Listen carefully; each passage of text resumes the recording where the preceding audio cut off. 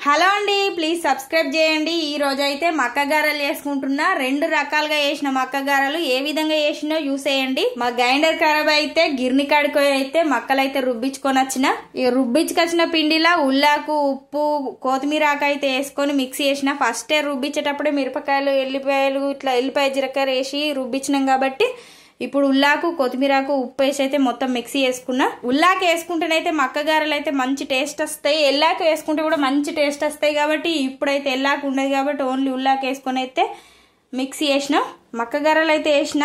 Next అయితే sweet గారెలు వేసిన. స్వీట్ గారెలు అంటే అందులో చక్కెర వేసి కలిపిన అన్నట్టు. కొంచెమే ఫస్టే రుబ్బేటప్పుడే కారం వేయక ముందుకు ఫస్టే తీసిన కొంచెం అంత పిండి. ఎందుకంటే మా పిల్లలు కారపు తినరు, స్వీట్ వేస్తేనే తింటారు. కారపు బజ్జీలు అయితే అసలే తినరు. ఈ చక్కెర ఎత్తే మళ్ళీ ప్లస్ నీళ్ళ లెక్క కొద్దిగా లూజ్ అయితే ఈ బజ్జీల లెక్కనైతే వేసిన. అవేమో గారెలు వచ్చేసిన, ఇవి బజ్జీల లెక్క వేసిన. చక్కెర వేసి అయితే మక్క గారెలు అయితే మా వాళ్ళు అయితే ఇష్టంగా తింటారు. అదే కారాలు, మిరపకాయలు వేసి అయితేనైతే అసలే తినరు. అందుకే ఇట్లా చేసిన. ప్లీజ్ లైక్ చేయండి.